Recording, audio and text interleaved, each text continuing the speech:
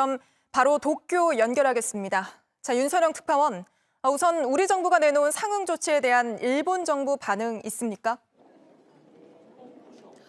네, 우리 정부의 상응 조치가 방금 전에 나왔기 때문에 아직까지 일본 정부의 공식 입장은 확인되지 않고 있습니다. 제가 지금 나와 있는 곳은 하네다 공항 입국장인데요. 이곳은 다음 주 월요일인 9일부터 한국발 비행편이 들어오지 못하게 되는 공항입니다. 일본은 4월부터 새학기가 시작되기 때문에 3월에는 유학생이나 주재원 가족 등이 많이 몰리는 시기입니다. 다음 주부터 시작되는 입국 제한 조치 때문에 상당히 혼란스러워하는 분위기였는데요. 오늘 공항에서 만나본 승객들의 목소리를 직접 들어보겠습니다.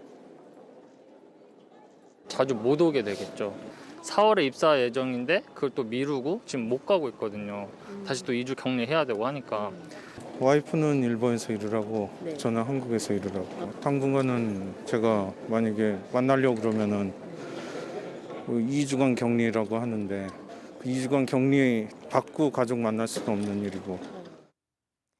예, 그런데 어제 아베 총리가 모든 입국자를 원칙적으로 14일간 대기시킨다고 했는데 이게 법적 근거가 없다고요? 네, 그렇습니다. 이 후생성의 설명에 따르면 감염 확진자나 이 의심자에 대해서는 격리할 수 있다는 근거가 검역법에 있지만 특정 국가에서 왔다고 이동을 제한하는 이런 내용은 검역법에 명기되어 있지 않습니다. 따라서 일괄 격리 같은 강제성은 없는 조치라는 게 설명입니다. 아베 총리가 어제 격리가 아니라 대기를 요청한다라는 표현을 사용한 것은 이 같은 이유 때문인 것으로 보여집니다.